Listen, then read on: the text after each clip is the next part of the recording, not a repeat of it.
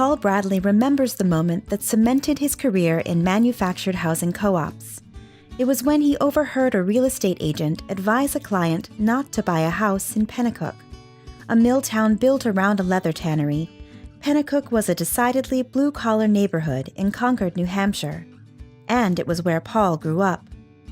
The offhand remark was an insult to the grit and industry of the people who lived there, including his own small business owner parents.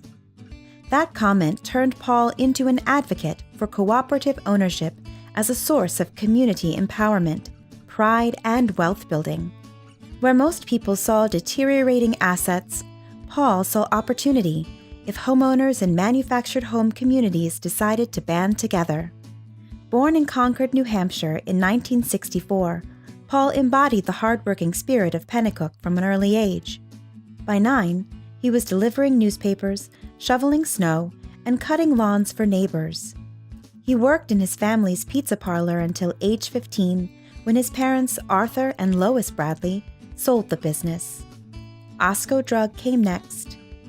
It was there, in aisle 6, he distinctly remembers, that Paul met his future wife, Martha Lukides.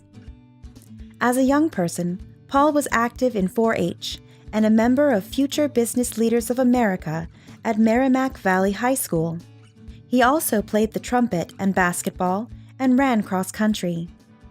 2 years out of college, where he majored in economics, Paul joined the New Hampshire Community Loan Fund, a nonprofit committed to building economic opportunity for low-income and financially underserved communities in New Hampshire. One of the Community Loan Fund's innovative programs helped owners of manufactured homes gain control of the land beneath their homes. Residents of a standard commercially owned manufactured housing community are one key step from the American dream of home ownership. They own their home, but rent the land on which it is set. As a result, they face vulnerabilities more akin to renting than owning. However, they lack the mobility of renting. The greatest risk is community closure and displacement when the commercial owner wants to make way for a more lucrative development. But by becoming a co-op, residents could create a neighborhood they won't be forced to leave. When Paul joined the Community Loan Fund in 1988, there were just a handful of resident-owned cooperative communities in the state. During his 18-year tenure, he expanded the Resident-Owned Community, or ROC program, adding home financing and new development in the early 2000s. Today, close to a third of New Hampshire's manufactured housing communities are successful co-ops, a level of scale that has attracted Fannie Mae and produced a blueprint for transforming the market. Paul's work to create resident ownership opportunities in New Hampshire started to gain traction outside the state after George McCarthy from Ford Foundation visited a resident-owned co-op. Mac, as he's widely known, left convinced that manufactured housing had been overlooked as one of the most promising strategies to address the nation's shortage of affordable housing. McCarthy made major investments in the field, including the Innovations in Manufactured Housing program at Prosperity Now and a nonprofit social venture startup, ROC USA. With the launch of ROC USA in 2008, Paul sought to scale the cooperative solution nationwide. He teamed up with Capital Impact Partners, the Community Loan Fund, Prosperity Now, and NeighborWorks America, and aligned with 9 regional nonprofits that would form the network of trainers. Within its first decade, the social venture helped convert 129 communities in 15 states, keeping 9,100 families in their homes.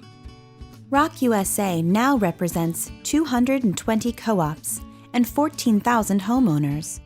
Notably, not a single co-op formed with ROC USA's assistance has failed or reverted to commercial ownership. The 2 keys to that track record are thousands of co-op leaders who have served their communities well over time, and the integrated financing and technical assistance model pioneered in New Hampshire and taken to scale by Paul and ROC USA. ROC USA network affiliates have demonstrated true grit and expertise in co-op development, and Rock USA Capital has responsibly managed over $200 million in total lending since 2008. One critical innovation in the field of co-op development is Rock USA's use of earnings from financing to invest in education and member services. When he's not movement building with co-op leaders or guest lecturing at his alma mater, the University of New Hampshire, Paul enjoys skiing, basketball, golf, and travel with his family. He and Martha married in 1990 and have 2 grown daughters, Lila and Jane. Paul's work to educate community owners and demystify co-op ownership is transforming communities and building economic security for thousands of homeowners. His ambition, perseverance, and commitment to economic justice are inspiring.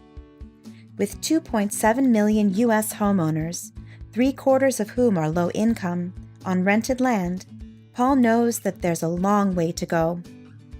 His commitment to scale co-op ownership has never been stronger after demonstrating in now 15 states that homeowners want ownership and control no matter where they live. That is why tonight, we are privileged to welcome Paul Bradley into the Cooperative Hall of Fame.